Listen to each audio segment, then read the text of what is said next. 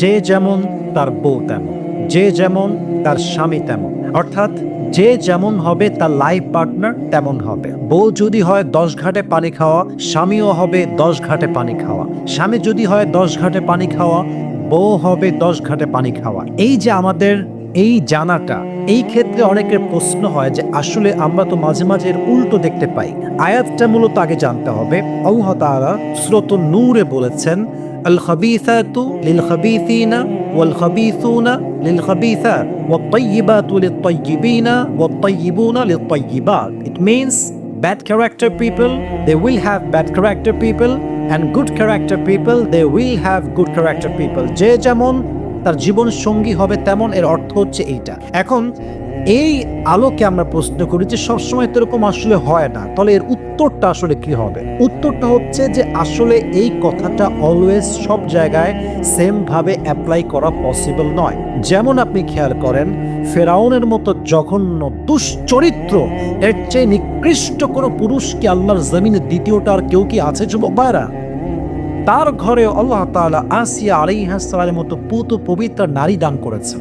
তাহলে বোঝা গেল স্বামী খারাপ হতে পারে, নিকৃষ্ট হতে পারে, বাট স্বামী খারাপ হলেও কি হবে, মাঝে মাঝে বউ ভালো হয়। এরকম যুবক ভাইরা হয় কি হয় না? অর্থাৎ স্বামী খারাপ হয়েছে মানে যে বউ একদম খারাপ হবে তা নয়, মাঝে মাঝে স্বামী খারাপ হয় বাট বউ ভালো হয়। আর একটা এক্সাম্পল আসেন, যেমন লূত আলাইহিস সালাম একজন নবী, তার বউ এতটা জঘন্য ছিল যে সে সমকামিতার সাপোর্টার ছিল। নাউজুবিল্লাহ পড়বেন না আপনারা সবাই? তাহলে এখানে নবী একজন চরিত্রবান নবী, একজন আদর্শবান নবী, তার স্ত্রী সমকামিতার সাপোর্টার। তাহলে বোঝা গেল মাঝে মাঝে স্বামী ভালো হতে পারে বাট স্ত্রী খারাপ হতে পারে কি পারে না যুবক ভাইরা? দুইটাই হতে পারে। বাট একটা কথা মাথায় রাখবেন, আপনি একজন হাজব্যান্ড, আপনার অতীতটা খুবই খারাপ। আপনি 10 মেয়ের সঙ্গে জেনা করেছেন, আপনি 10 মেয়ের সঙ্গে বিয়ের আগে প্রেম করেছেন, and you had deep relationship before you get married. বিয়ের আগে আপনি অনেক রিলেশনশিপ করেছেন, অনেক রিলেশনশিপ ছিল আপনার আসলে। তো আপনি যদি বিয়ের পরে ভাবেন যে আল্লাহ যদি বলছে যে যে যেমন তার বউ তেমন, যে যেমন তার স্বামী তেমন, তাহলে আমি যেহেতু খারাপ আমার বউটাও খারাপ, এই চিন্তা করা যাবে না। মানে হচ্ছে মাঝে মাঝে আপনি খারাপ হতে পারেন, আপনি ফেরাউনের মতো হতে পারেন, বাট আপনার ঘরে একজন পুত পবিত্র নারী দান করতে পারে। একজন আওয়াজ দিয়ে বলেন তো তিনি কে? এর আরো একটি ব্যাখ্যা আছে। মূলত এই আয়াতের অনেকগুলো ব্যাখ্যা মুফাসসিরিন ইকরামরা লিখেছেন। একটি ব্যাখ্যা লিখেছেন ইমাম জারির আত-তাবারি রাহমাতুল্লাহি আলাইহি রাহিমাহুল্লাহু তাআলা। উনি লিখেছেন যে এই আয়াতের মূল ব্যাখ্যা হচ্ছে এরকম, এই আয়াতটা নাজিল হয়েছে হচ্ছে আয়েশা রাদিয়াল্লাহু তাআলা আনহার একটি প্রেক্ষাপটে। সে প্রেক্ষাপটটা কি ছিল? কাফেররা, মুনাফিকরা ওনাকে গালি দিচ্ছিল, ওনার চরিত্র নিয়ে কথা বলছিল। তখন এই আয়াত নাজিল হয়েছে যে যে যেমন তার ভাষা, তার শব্দ, তার সবকিছু হচ্ছে সেরকম। অর্থাৎ যে অশালীন তার কথাও হবে অশালীন, যে দুশ্চরিত্রা তার কথাও হবে দুশ্চরিত্রা মার্কা। যুবক ভাইরা ঠিক কিনা বলেন যুবক ভাইরা? অর্থাৎ আল্লাহ তাআলা বলছেন মুনাফিকরা যে ওনাকে বাজে গালিগালাজ আসলে করছে, আসলে এরা যেহেতু খারাপ, তাদের ভাষাও খারাপ, শব্দও খারাপ, চরিত্রও খারাপ। যুবক ভাইরা ঠিক কিনা বলে? এটা হচ্ছে শেষ সময় নাজিল হয়েছে। কিন্তু যেহেতু আয়েশা রাদিয়াল্লাহু তাআলা আনহা একজন চরিত্রবান স্ত্রী, একজন আদর্শবান মানুষ, অতএব তার কথাও হবে ভালো, তার আচরণ হবেও সুন্দর। সুবহানাল্লাহ পড়ে সবাই আপনারা। আরেকটি ব্যাখ্যা আসছে যেটি এই ব্যাখ্যাটি জানলে আমাদের কথা বোঝা আরো সহজ হবে। সেটা হচ্ছে আব্দুর রহমান ইবনু যায়েদ ইবনু আসলাম রাদিয়াল্লাহু তাআলা আনহু থেকে বর্ণিত। উনি বলেছেন আয়াতের পরিষ্কার অর্থ হচ্ছে যেহেতু আল্লাহর হাবিব প্রত্যেক দিক থেকে আদর্শবান, পবিত্র, আল্লাহর নবীর মতো চরিত্রবান যুবক আর কেউ কি হতে পারে যুবক ভাইরা?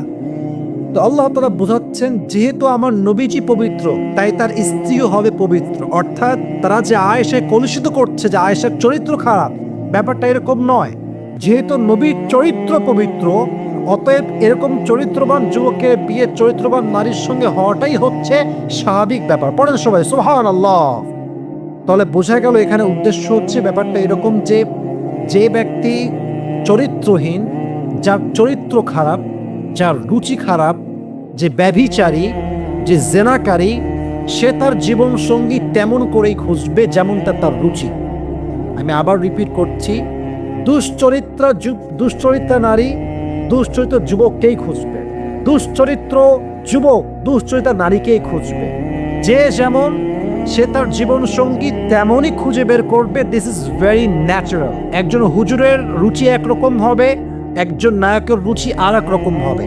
ডাক্তারের রুচি একরকম হতে পারে, বা রাস্তার একজন সেলসম্যানের রুচি আর এক রকম হতে পারে। রুচির মাঝে ভিন্ন যুবক ভাইরা আছে না নাই? যে যেমন সে খুঁজে বের করবে তেমন। অতএব যেহেতু নবীর চরিত্র পবিত্র, তার চরিত্র একটি আদর্শবান চরিত্র, তাই তার মতো একজন যুবক আয়েশার মতো চরিত্রবান স্ত্রীকে বিয়ে করবে, এটাই তো হচ্ছে আল্লাহ তাআলার যোগসূত্র। সবাই পড়েন সুবহানাল্লাহ। তাহলে বোঝা গেল যে এই কথা সব জায়গায় ঢালাও ভাবে বলা যে যেহেতু তুই খারাপ তোর বউ খারাপই হবে, যেহেতু তুই খারাপ তোর স্বামী খারাপই হবে। It's not like that. মাঝে মাঝে এর উল্টোটাও হতে পারে। আল্লাহ আমাদের সবাইকে ব্যাখ্যাটা বুঝে মেনে আমল করার তৌফিক দান করুক। আমরা সকলেই মন খুলে বুঝছি। অনেক সময় বাবা বোঝে বাট মেয়েরা বোঝে না। মেয়েরা খালি টাকা পাইলে বিয়ে করতে চায়, টাকা ছাড়া বিয়ে করতে চায় না। অনেক মেয়ে আছে দেখবা টাকা পাইলে টাকলার সঙ্গে বিয়ের পিড়িতে বসে যায় যুবক ভাই। এরকম মেয়ে তো দিনাজপুরে অন্তত পক্ষে নাই নাই নাই নাই না। আরে নাই রে ভাই। আল্লাহ যেন হেদায়েত দান করে। সকলেই মন খুলে পড়ে আমিন। অনেক বোনেরা আমাকে দেখছেন, অনেক বোনেরা আমাকে শুনছেন। আমি সকলকে উইথ ডিউ রেসপেক্ট দুইটা কথা বলতে চাই। নাম্বার ওয়ান, প্রিয় বোন আমার, শ্রদ্ধার সাথে আপনাকে বলছি, বোরকা পড়লেই কিন্তু আসলে প্রকৃতপক্ষে দিনদার হওয়া যায় না দিনাজপুরের ভাইরা। আমরা দিনাজপুরে দেখেছি, রংপুরে দেখেছি, রাস্তাঘাটে পার্কে যত মেয়ে প্রেম করে বেড়ায় তার ৮০% মেয়ে হচ্ছে বোরকাওয়ালি মেয়েরা প্রেম করে বেড়ায় যুবক ভাই। I don't measure everyone equally. সব মেয়েকে এক পাল্লায় মাপলে আমি আসিফের চরম লেভেলের ভুল হবে এইটা। Everyone has different kind of personality. সবার ব্যক্তিত্ব এক নয়, এক একজন এক এক রকম ব্যক্তিত্ব বিলং করে। তবে হ্যাঁ, একজন বোরকাওয়ালি চরিত্রহীন নারীর জন্য হাজার চরিত্রবান বোরকাওয়ালি মেয়ের বদনাম হয়ে যায়। তো যেই মেয়েরা ভাবেন যে আরে ভাই বোরকা পরে এমন ভাবে বুঝছেন, মুখ ঢাকা, হাত ঢাকা, পা ঢাকা, यार ये तो अभी कभी जन्नत से भाग के दुनिया में आई है यार, ये तो कन्फार्म জান্নাত ही है यार। কিন্তু যখন দেখি যে রাস্তাঘাটে বাদাম খাচ্ছে আর প্রেম করছে, আমার মাথায় জাস্ট একটা কথাই ঘোরে, এরা হচ্ছে উপরে ফিটফাট, ভেতরে পুরোটাই সদর ঘা। যদি এরকম কোনো মেয়ে দিনাজপুরে থাকে, আল্লাহ পরিপূর্ণ হেদায়েত দান করে পড়া আমিন। ২ নাম্বার কথা আমার প্রিয় বোনদের জন্য, আমি অনেক যুবককে আমার চোখের পানি ছেড়ে কান্না করতে দেখেছি। আমি নিজে দেখেছি। এক যুবক সেই দিন এসে আমাকে গাড়িতে বলছে, হুজুর ভালোবাসতাম একটারে, বাটপার বিয়ে করছে আরেকটারে। এরকম মেয়ে বাংলাদেশে আছে না যুবক ভাইয়েরা আমার? শুধু মেয়ে না, যুবকরাও আছে এরকম। প্রেম করে একটার লগে, বিয়ে করে আর একটার লগে। এটা হচ্ছে উপরে ফিটফাট, ভেতরে সদর ঘাট, ঠিক কিনা বলে?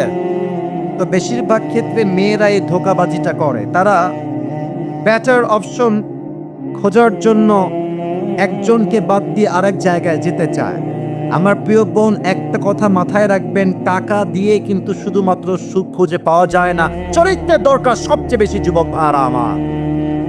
যে মেয়েগুলো টাকার জন্য জাস্ট বুইড়াকে বিয়ে করেন, আপনি টাকা পাবেন, বাড়ি পাবেন, গাড়ি পাবেন প্রিয় বোন আমার, বাট আত্মকেন্দ্রিক কলিজার যে শান্তিটা আছে, এটা টাকাওয়ালাকে নয়, একমাত্র নবীর আদর্শবান যুবককে বিয়ে করলে আপনি খুঁজে পাবেন, ঠিক কিনা বলে? আল্লাহ প্রিয় বোনদেরকে দুইটা কথা বোঝার তৌফিক দান করুক। আমরা সকলেই দিল খুলে পড়ছি আমিন। প্রিয় ভাইয়েরা, বসার জায়গা থাকলে বসে যান, তাফসীর শুরু হবে তো। আমি তো বললাম বসে যেতে, বসে পড়েন, বসে পড়েন, জায়গা আছে, বসেন বসেন, বইসা যান, বসেন। আর কেউ ডান বাম কইরেন না, সবাই একটা কাশি দেন, তাকবীর দিবেন এমন ভাবে যেন প্রমাণ হয়ে যায় দিনাজপুরের সন্তান আমরা, কাপুরুষের সন্তান নয়, আমরা সব বিপুরুষের সন্তানগুলো এখানে বসে আছে। লিল্লাহি তাকবীর। বাবা রে বাবা, মাশাআল্লাহ। আরেকবার দেন, লিল্লাহি তাকবীর।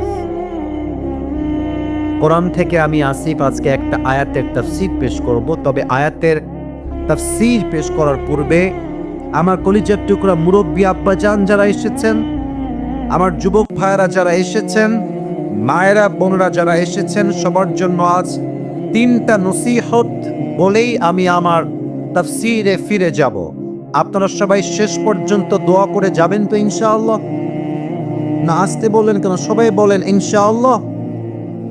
3টা নসিহত সবার জন্য। নাম্বার 1, আমরা যেই সালে আছি এটা হচ্ছে 2000 কত সাল? 24 সাল।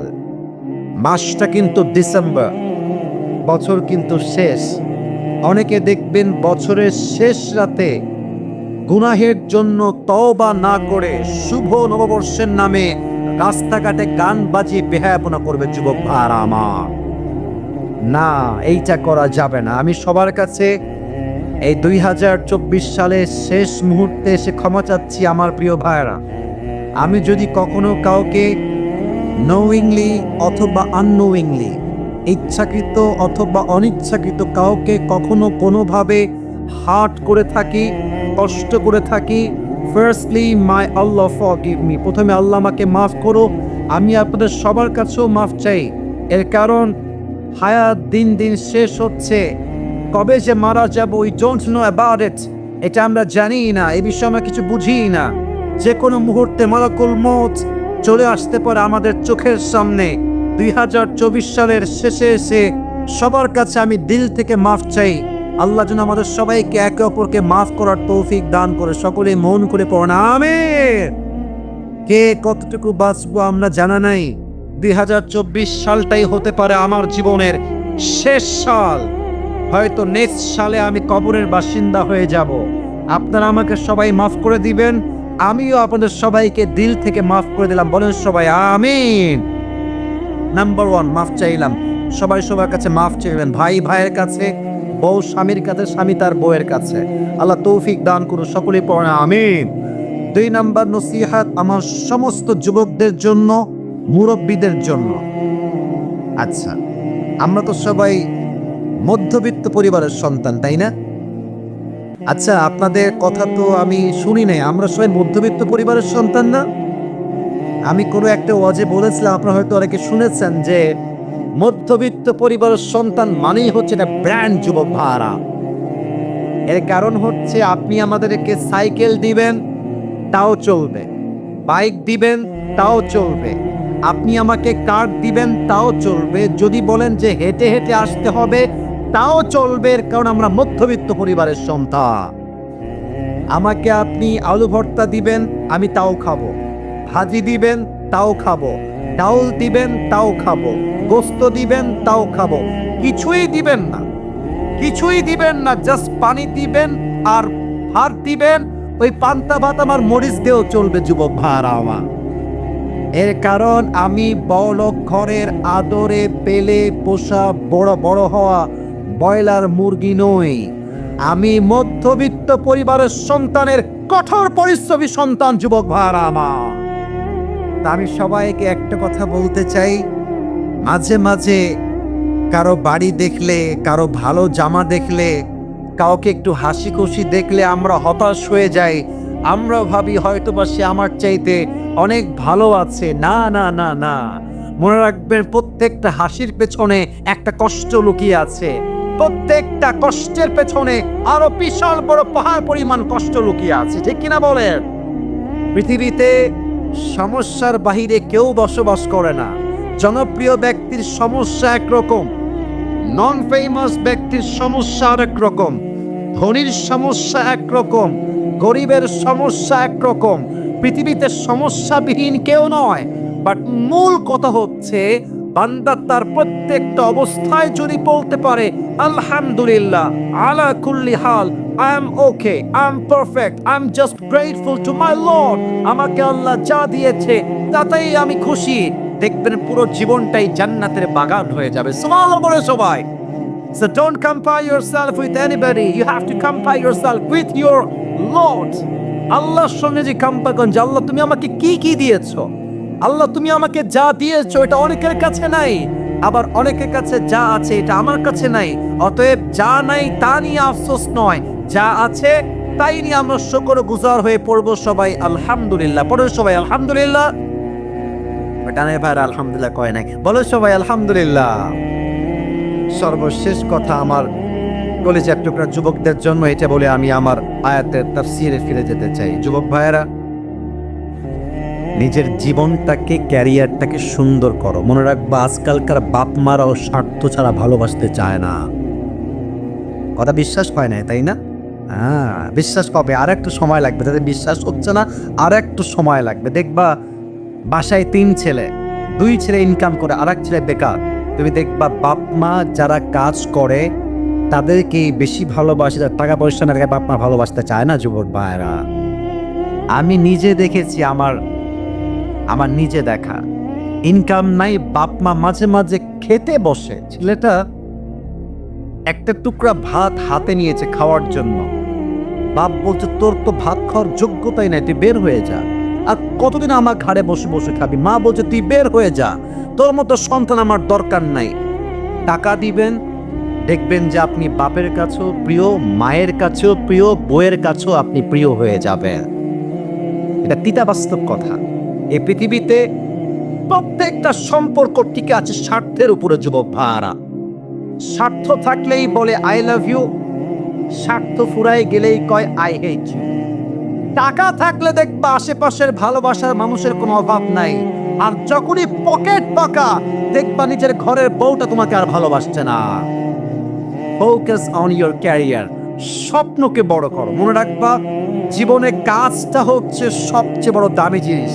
যার আসল কাজ ঠিকঠাক, স্বপ্ন ঠিকঠাক, লক্ষ্য ঠিকঠাক, ক্যারিয়ার ঠিকঠাক, সফলতা ঠিকঠাক, ওকে কে ভালোবাসলো, কেউ ওরে ছাড়লো, কেউ ওকে গালি দিল, কেউ ওকে বদনাম করলো, ও চুল পরিমাণ কেয়ার করে না। ও ভাবে আমার অবস্থান ঠিক থাকলে কেউ আমার একটা চুল দয়া করতে পারবে না। ঠিক কিনা বলে? Focus on your career. আল্লাহ প্রত্যেকটা যুবককে সফল হওয়ার তৌফিক দান করো। সকলেই মন খুলে পড়া আমিন। ওই যে বলেছিলাম বিবাহিত কারা কারা আছেন 3টা তাকবীর দিবেন। প্রথম তাকবীর দিবেন প্রিয় বিবাহিত ভাইয়েরা, দ্বিতীয় তাকবীর দিবেন আমার প্রিয় সিঙ্গেল ভাইয়েরা। দেখবো কার জোর আজকে কত বেশি। বিবাহিত ভাইয়েরা কাশতেন, আরে জোর নাই রে। বিবাহিত ভাইয়েরা তাকবীর দেন, লিল্লাহি তাকবীর। মোটামুটি চলে, খুব বেশি একটা ভালো মনে হয় নাই। সিঙ্গেলরা তোমরা এবার কাশি দাও। আরে সর্বনাশ। দেখা যাক কে পারে। মুরব্বীরা আপনারাই নাম্বার দিবেন। আমার আব্বাজান, কলিজার টুকরা মুরব্বী আব্বাজান, আপনি নাম্বার দিবেন, আমি আসিফ চুপ আছি। সিঙ্গেলরা তাকবীর দাও, লিল্লাহি তাকবীর। বিবাহিত ভাইরা আই এম সো সরি, আপনারা আমাকে মাফ করে দিবেন। আজকে আমার সিঙ্গেল ভাইয়েরাই পাস করেছে। আর একবার সবাই মিলে তাকবীর দিবেন এমন জোরে যে আমি আসিফ স্টেজ ভেঙে নিচে পড়ে যাব।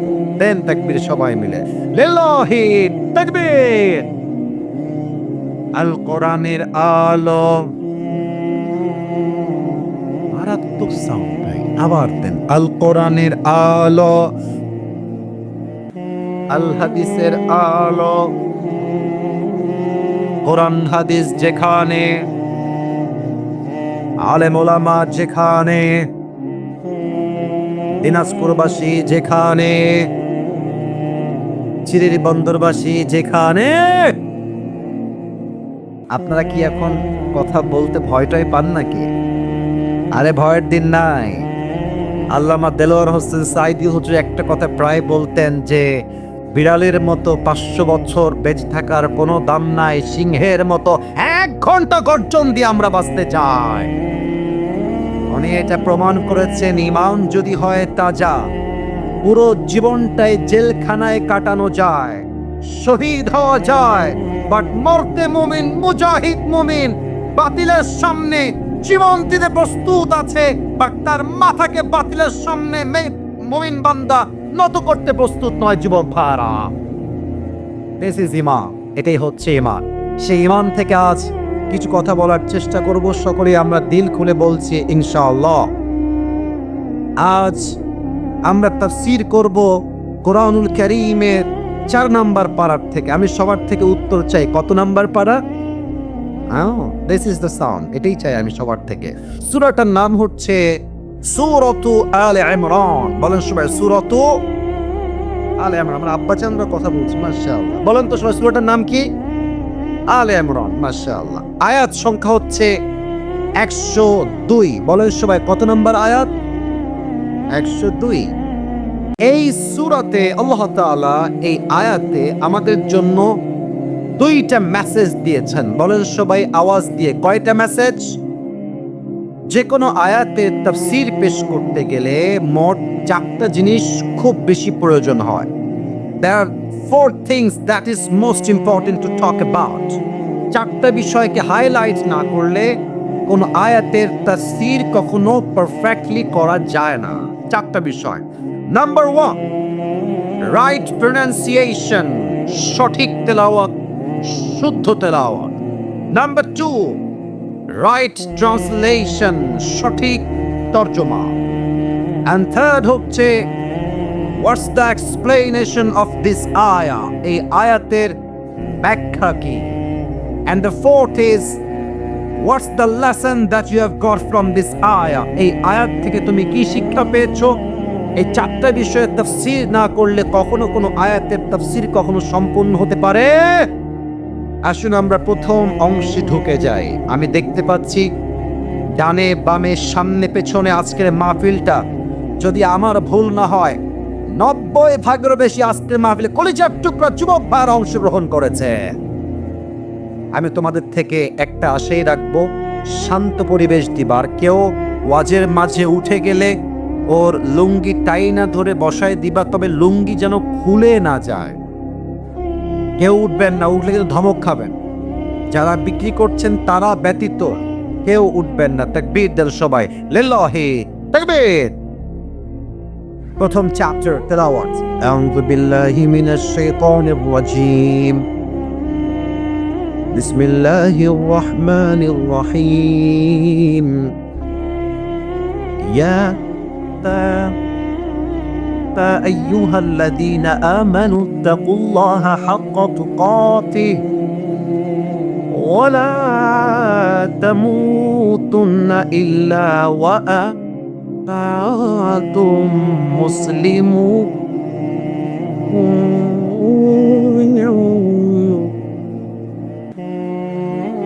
الله أكبر সঠিক তেলাওয়াত। Now I will try my best to translation of this ayah, to translate of this ayah. আমি এই আয়াতের তরজমা করা ট্রাই করছি। আল্লাহ তাআলা বলছেন, O you who believed, fear your Lord as he should be feared. ولا تموتن إلا وأنتم مسلمون, and do not die except as a Muslim. 2টা message. 1, হে ঈমানদারেরা, তোমরা তোমাদের রবকে ভয় করো ভয় করার মতো। Just focus on this ayah, একটু বুঝবেন। আল্লাহ বলছেন শুধু ভয় করো, is exactly not like that, এতটুকুই শেষ নয়। আল্লাহ বলছেন হাক্কা তুকাতি, ভয় করার মতো ভয় করো। ওয়ালা তামুতুন্না ইল্লা ওয়া আনতুম মুসলিমুন, যেহেতু তোমাদেরকে মরতেই হবে, তোমরা মুসলমান না হয়ে মারা যেও না। আবারও বলছি, যেহেতু তোমাদেরকে মরতেই হবে, কুল্লু নাফসিন যায়িকাতুল মাউত, everyone has to take the test of death, প্রতিটা মানুষকে মৃত্যুর স্বাদ যেহেতু গ্রহণ করতে হবে, অতএব মরার সময় মুসলমান না হয়ে মরে যেও না। এই হচ্ছে আয়াতের সাবলীল তর্জমা, রাইট ট্রান্সলেশন। এবার আমরা আসব ব্যাখ্যা। প্রথমেই আল্লাহ তাআলা এখানে বলেছেন তাকওয়ার কথা।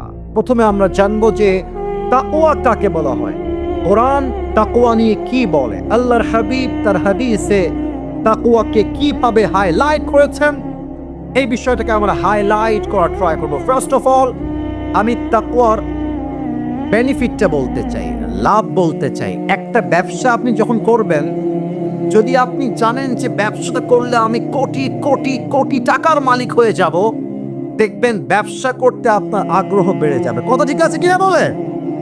মনে করেন আপনাদের চিরিবন্দর বা দিনাজপুরে সবচাইতে ফেমাস ব্যবসা যেটা প্রায় মানুষই করে থাকে, ব্যবসার নামটা কি বলেন তো? লিচু। আচ্ছা, দিনাজপুরের লিচু, তাই না? আচ্ছা, আপনি জানেন যে লিচুর ব্যবসা করলে আমার সিজনে প্রায় লাখ লাখ টাকা লাভ হবে, আপনার ইন্টারেস্ট বেড়ে যাবে, আগ্রহ বেড়ে যাবে। তো তাকওয়া অর্জন করলে লাভ কি এটা জানলে আপনার তাকওয়া অর্জন করতে মনে চাইবে। আমি তাকওয়া অর্জনের 3টা লাভ বলবো কোরআন থেকে। বলেন সবাই তো কয়টা? আমি শুনি নাই, আমাকে জোরে না বললে আমার ওয়াজ ভালো হয় না। বলেন সবাই কয়টা? এক, যেই বান্দা তাকওয়া অর্জন করবে, আল্লাহ তাআলা বলছেন ওয়ামান ইয়াত্তাকিল্লাহা ইয়াজআল লাহু মাখরাজা, whoever fear of his Lord, যেই বান্দা আল্লাহকে ভয় করে, আল্লাহ will make a way out for them।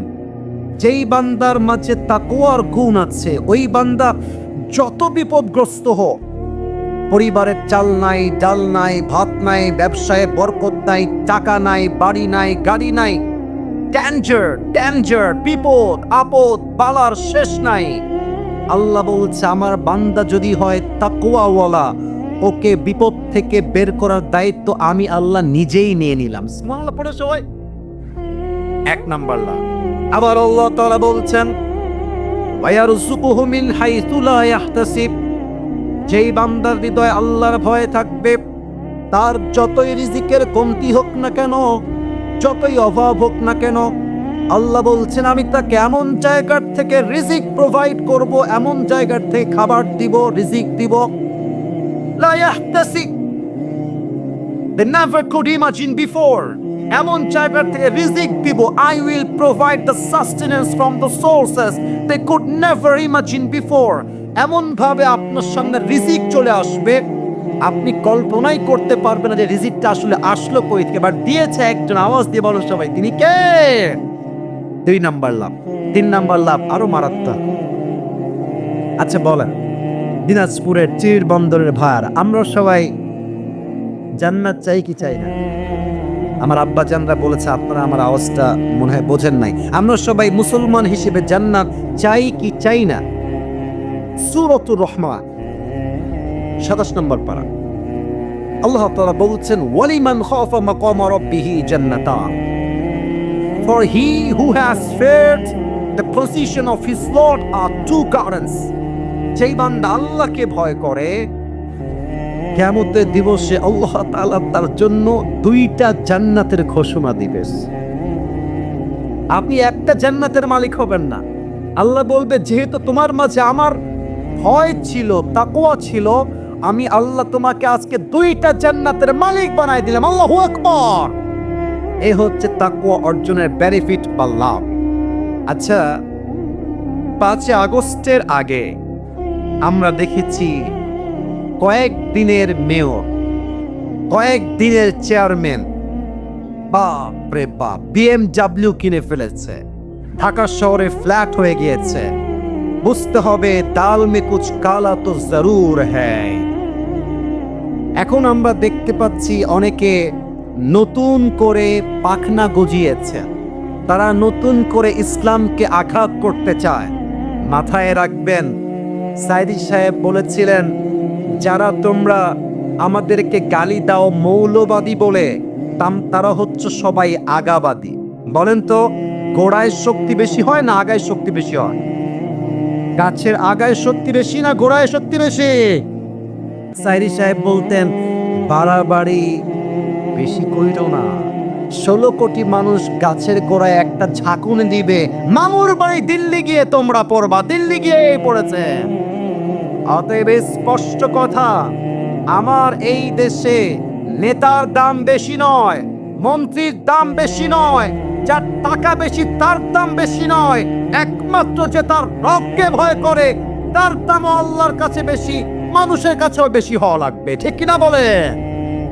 ইন্না আকরামাকুম ইনদাল্লাহি আতকাকুম, indeed the most noble of you is the most righteous of you। আল্লাহ তাআলা বলছেন তোমাদের মাঝে সবচেয়ে সেরা ইনসাইট অফ আল্লাহ সুবহানাহু ওয়া তাআলা, আল্লাহর কাছে সে যার হৃদয়ে ভয় আছে। 1 সপ্তাহ আওয়াজ দিয়ে বলুন সবাই তিনি কে?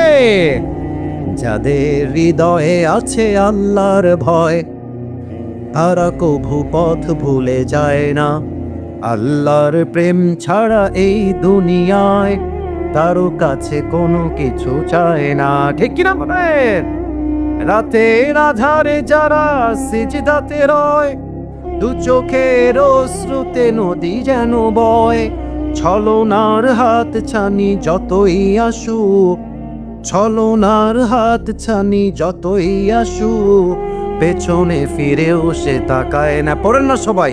যাদের হৃদয়ে আছে আল্লাহর ভয়, তারা কভু পথ ভুলে যায় না।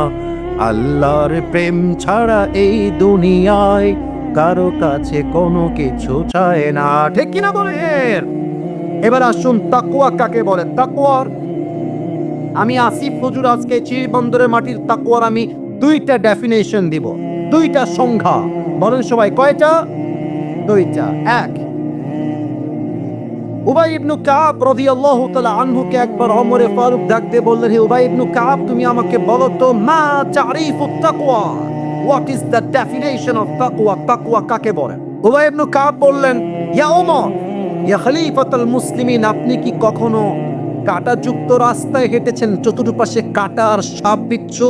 বলছে, ইয়েস, আমি অনেকবার জঙ্গলে হেঁটে এসেছি। বাট কেন? বলছে, আপনি জঙ্গল যখন কাটা থাকে আপনি হাঁটেন কেমন করে? আপনার হাঁটার স্টাইল ছিল কেমন করে? তো ওমরে ফারুক বললেন যে আমার আমি পা তুলতে পারছি না, সরি, জুতা, এটা আমি পরি বুট জুতা, যাতে করে কোনো কাটা ভেতরে ঢুকে না যায়। আর আমি আমার হাতে অলওয়েজ একটা লাঠি রাখি, যদি কোনো সাপ বা বিচ্ছু আমাকে অ্যাটাক করতে আসে, আমি সাপকে লাঠি দিয়ে প্রতিহত করব। উবাই ইবনে কাব বললেন, that is the definition of তাকওয়া, এটাই হচ্ছে তাকওয়া।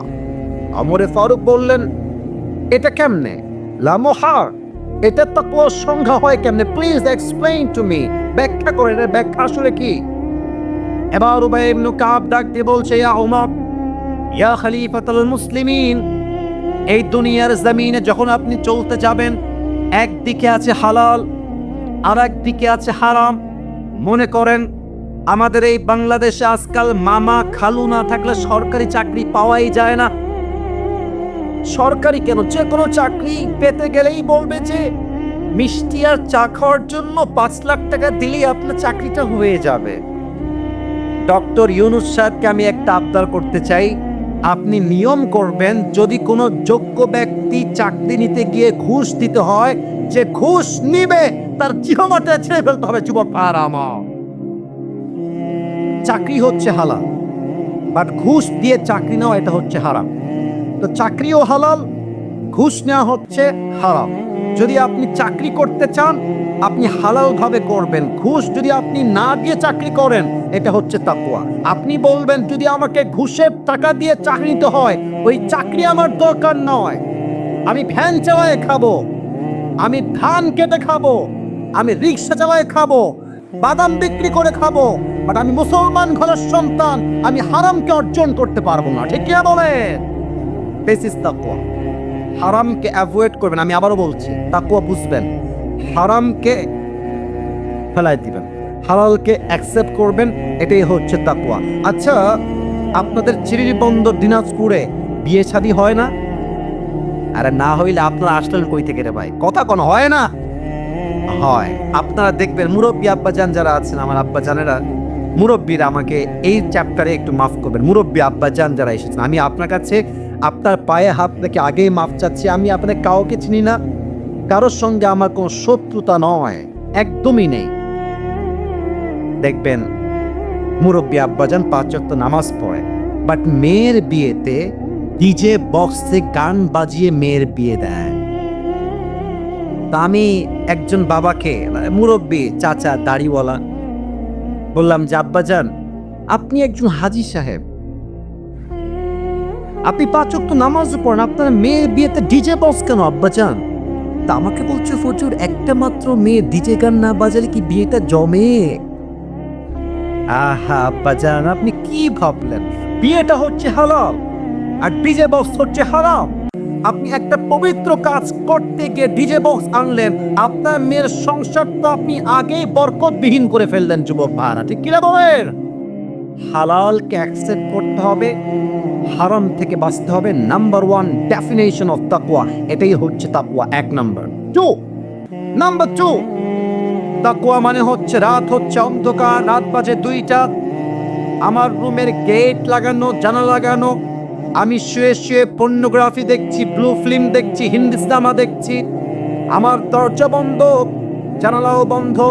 আর এই রাত 2টার সময় আমাকে কেউ না দেখলেও আরশে আজিম থেকে দেখছে একজন, আওয়াজ দিয়ে বলেন সবাই তিনি কে? এটাই তাকওয়া। No one can see, but Allah is observing us in every single moment, every single time. প্রতিটা মুহূর্তে আমাকে পর্যবেক্ষণ করছেন। 100 আওয়াজ দিয়ে বলেন সবাই তিনি কে? একজন যুবক সেদিন একটা কথা বলল, আমার কলিজায় এসে কথাটা আঘাত করেছে। সময় খুবই কম, শর্টকাটে বলার ট্রাই করছি। যুবকটা বলল, হুজুর রাত বাজে 1টা বা 2টা, বলেন তো সবাই রাত বাজে 1টা বা, এটা কিন্তু আমি মজা নেওয়ার জন্য বলছি না, আমি হাদিসটাকে বাস্তবিক প্রেক্ষাপট থেকে বোঝাবার ট্রাই করছি। তো যুবক বলল, হুজুর আমি একজন এমন যুবক যেই যুবকটা পর্নোগ্রাফির নেশায় আসক্ত। পর্ন ভিডিও না দেখলে আমার রাতের বেলা ঘুমই আসে না, এটা আমার বাজে একটা নেশা। তা আমি বললাম কি হয়েছে বলো, কি সমস্যা?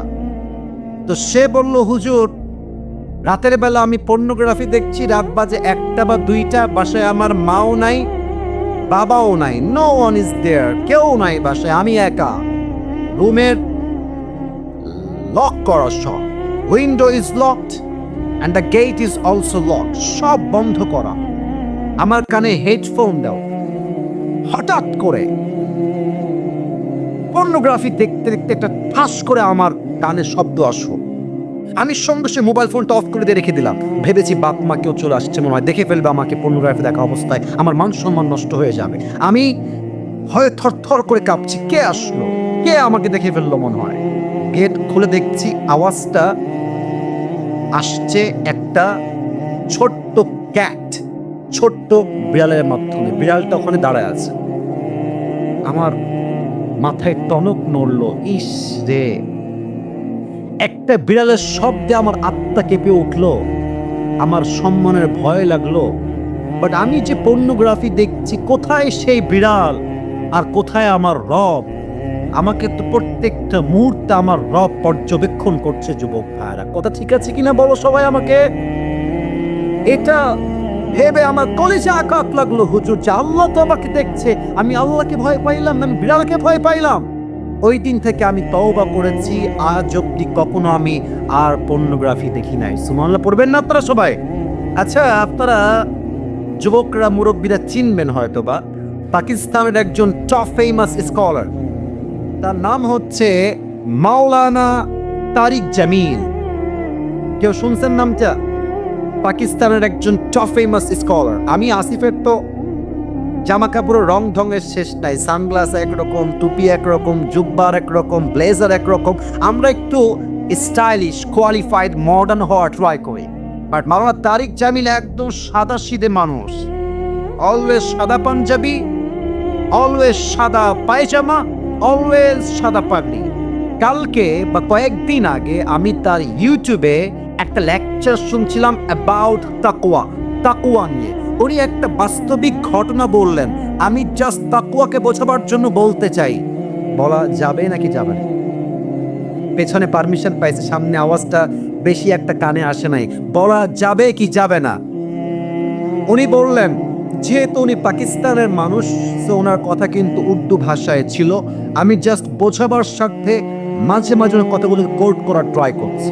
মাওলানা তারিক জামিল বললেন, একজন যুবক, মুসলমান ইমানদার যুবক, হুজুর টাইপের, তাবলীগ করে সে, তো সে খ্রিস্টানদের মিশনারি যে হসপিটাল থাকে ওখানে ভর্তি হয়েছে রোগের চিকিৎসার জন্য। এবার বলেন তো, খ্রিস্টানদের যে হসপিটালগুলো থাকে ওখানকার নার্স যারা হয়, নার্স তারা কি মুসলমান হয় না খ্রিস্টান হয়? এই তো বুঝে গেছেন, মুসলমান হয় না খ্রিস্টান হয়? খ্রিস্টান হয়। তো যুবকটা প্রায় 7 দিন যাবৎ মেডিকেলে ভর্তি। 10 দিন যখন হয়ে গেছে, পাকিস্তানের সেই খ্রিস্টান মিশনারি হসপিটালে একজন নার্স এসে যুবককে বলছে, मैं आपसे शादी करना चाहती हूँ, আমি আপনাকে বিয়ে করতে চাই। সে কিন্তু খ্রিস্টান। আর যুবকটা কি খ্রিস্টান না মুসলমান? মুসলমান। তো যুবক তো এটা শুনে আকাশ থেকে করেছে, মেরে বেহেন আপ মুঝসে শাদি কিউ করনা চাহতে হ্যাঁ, আপনি আমাকে কেন বিয়ে করবেন? আমি হলাম মুসলমান और आप तो एक ईसाई है, आप तो मुस्लिम नहीं है, तो हमारी शादी नहीं हो सकती, ये हलाल नहीं होगा। मेटा बोलছে হালাল হবে কেমনে? तो बोलছে যে अगर आपको ये हलाल करना है तो आपको पहले मुसलमान होना पड़ेगा, আপনাকে আগে মুসলমান হতে হবে, তারপরে এই বিয়েটা জায়েজ হবে। তো মেয়েটা বলছে আপনাকে বিয়ে করার জন্য আমি মুসলমান হতেও রাজি আছি। আপনার সুবহানাল্লাহ পড়লেন না যে প্রিয় ভাইয়ারা আমার? আরে ভাই সবাই মিলে একবার পড়েন না সুবহানাল্লাহ। এটা মূল মেসেজ নয়, সামনে আমার মূল কথা আছে। তো যুবকটা অবাক হয়ে গেল যে একজন সুন্দরী খ্রিস্টান নারী আমার মতো হুজুরকে কেন বিয়ে করতে চায়। তো উনি বললেন যে बहन जी मुझे एक सवाल है, क्या मैं कर सकता हूँ सवाल? मैं বলল বলেন কি প্রশ্ন। তো যুবক বলছে यहाँ पे हजारों लड़के हैं, आप मुझे ही क्यों शादी करना चाहती हैं, আপনি আমাকে কেন বিয়ে করবেন? তো মেয়েটা এক অসাধারণ কথা বলেছে, बोलছে मैं एक नर्स हूँ और यहाँ का सबसे खूबसूरत नर्स मैं ही हूँ और मुझसे ज्यादा खूबसूरत कोई भी यहाँ पे नहीं है। तो जब भी मैं इस रूम में आता हूँ तो मैं देखता हूँ कि हर कोई मुझे आंख उठा के देखती है कि कितनी हसीन लड़की यहाँ पे आई हुई है, लेकिन तुम अकेला एक इंसान हो, जब भी मैं आती हूँ यहाँ पे तुमने कभी भी मेरी तरफ आंख उठा के नहीं देखा। আমি দেখেছি প্রত্যেকটা যুবক আমি রুমে আসলে ফ্যাল ফ্যাল ফ্যাল ফ্যাল করে তাকায় থাকে কত সুন্দরী মেয়ে আসছে, বাট তোমাকে আমি দেখেছি তুমি কখনো একটা পলক আমার দিকে চোখ তুলে কখনো তাকাও না। তো আমি একজন মুসলমানকে বললাম যে যুবকরা আমাদের দিকে তাকায় না কেন, এই যুবক আমাকে দেখে না কেন? তো সে আমাকে বলল যে তারা তাদের রবকে ভয় করে, তারা জানে আমি যদি হারাম ভাবে কোনো মেয়েকে তাকাই থাকে দেখি, আমাকে কেউ না দেখলেও দেখে একজন, তিনি কে? तो मैंने सोचा कि जिस नौजवान के अंदर खुदा के लिए इतना खौफ है, इतना डर है उसके दिल में खुदा के लिए, तो अगर वो मुझसे शादी कर ले तो मैं तो खुशनसीब बन जाऊंगा। अरे जे যুবকটা হৃদয় আল্লাহর প্রতি এত ভালোবাসা, আল্লাহর প্রতি এত ভয়, ওই যুবক তো বিয়ে করে আমাকে কখনো ঠকাইতে পারবে না, ঠিক কিনা বলেন? সেই মেয়েটা সেখানে কালেমা পড়ে মুসলমান হয়ে গিয়েছে এবং যুবককে বিয়ে করে একজন শ্রেষ্ঠ আদর্শবান নারী হয়ে গিয়েছে। সুবহানাল্লাহ পড়বেন না আপনারা? কেমনে হইল এটা? তাকওয়া। আরেকটা কথা আজকে বলেই ফেলি, যেটা কখনো আগে বলি নাই, এটাই ফার্স্ট টাইম বলছি। আমাকেও অনেক খ্রিস্টান মেয়ে বিয়ের প্রস্তাব দিয়েছে, অনেক হিন্দু মেয়ে বিয়ের প্রস্তাব দিয়েছে। এটা আপনি ভাববেন হুজুর আপনি কি শো অফ করছেন? না, এটা মেসেজ আছে। মনে রাখবেন হিন্দুরা অনেকে হিন্দু আছে, বাট তারা জাস্ট বাধ্য হয়ে হিন্দু আছে, যেহেতু বাপমা হিন্দু তাই সে হিন্দু।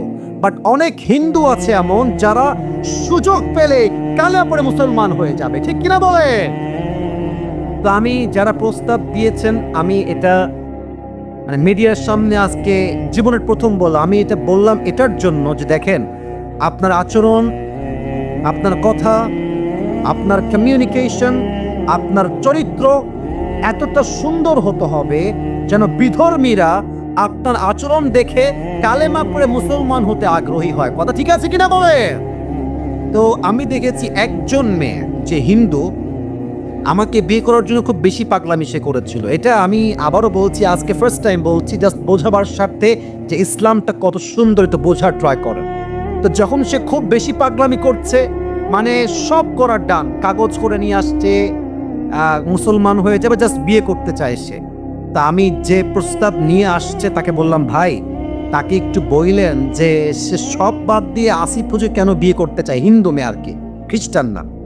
তো পরে ওই মেয়েটা আবার তাকে বলেছে যে আমার কিছু বিষয় খুব মানে দিলে লেগেছে ইসলামকে নিয়ে। কি বিষয়? মেয়েটা বলেছে যে আসিফ হুজুর যখন ইসলামকে রিপ্রেজেন্ট করে, ইসলাম নিয়ে কথা বলে, আমার কাছে মনে হয় যে জীবনের কোনো কষ্টই কষ্ট নয় যে রব আমার বন্ধু হয়ে যায়। কথা ঠিক আছে কিনা বলে? এক নাম্বার কথা তার হৃদয়ে টাচ লেগেছে। 2 নাম্বার কথা সে এটা বলেছে যে আমরা হিন্দু কালচার ফলো করি, বাট হিন্দুদের অনেক কাজ আমার বুঝে আসে না। যেমন হিন্দুদেরকে খুব ভালো মুসলমান হতে হলে গরুর পেশাব খেতে হয়, এটা তাদের একটা ধর্মের সিস্টেম। ভালো মুসলিম হতে চাইলে গরুর পেশাব খেতে হয়। তো সেই মেয়েটা বলল যে ইসলামে তো এরকম কুরুচিপূর্ণ কোনো কাজ নাই তো নাই, এবং হুজুরদের যে আচরণ, জামা কাপড়, পোশাক, ভাষা, ভদ্রতা, নম্রতা, এটা আমাকে বোঝাতে বাধ্য করেছে যে ইসলাম হচ্ছে পৃথিবীর সবচেয়ে শ্রেষ্ঠ ধর্ম। যুবক ভাড়া ঠিক কিনা বলে? তো পরে আমি কেমনে কি করা যায়, যাদেরকে আমি মানা করেছি, আমি একটা ইস্যুকেই এখানে সামনে এনেছি যে প্রিয় বোন দেখেন, আমার এই মাইন্ডসেট নেই যে আমি আপনাকে আবার নতুন করে ট্রাই করতে পারবো। আমার মনে হয় আপনি আগে মুসলিম হয়ে যান, প্র্যাকটিসিং মুসলিম হওয়ার ট্রাই করেন, নামাজ কালাম শুরু করেন, দিনদার হয়ে যান। আপনি দেখবেন আপনার মতো মেয়েকে বিয়ে করার জন্য হাজার হাজার যুবক লাইন ধরে দাঁড়িয়ে যাবে। ঠিক কিনা বলে? তা আমার উদ্দেশ্য হচ্ছে রবের ভয়ে থাকতে হবে, আল্লাহর জন্য কাজ করতে হবে, তাকওয়া নিয়ে চলতে হবে, যে আল্লাহর হয়ে যাবে, পুরো দুনিয়া তার গোলাম হয়ে যাবে। ঠিক কিনা বলেন? আচ্ছা, শেষ একটা হাদিস বলে আমি আমার, যেহেতু আমাকে অলরেডি স্লিপ দিয়েছে হুজুর, টাইম ইজ ভেরি শর্ট, আপনাকে শেষ করতে হবে একটা কাজের মাধ্যমে। তো আমি চাই, আমি আসছি 2:40, এখন বাজে প্রায় 4টার কাছাকাছি, আর মাত্র 5 মিনিট 4টা বাজতে মনে হয় বাকি আছে। আমি সবাইকে চাই, সবাই এই মুহূর্তে 2টা হাত তুলবেন, সবাই, কেউ বাদ যাবেন না। আমি যা বলতে বলি সবাই বলবেন। বলেন সবাই হুজুর। আরে ভাই জোরে কোন বলেন সবাই হুজুর। আমরা।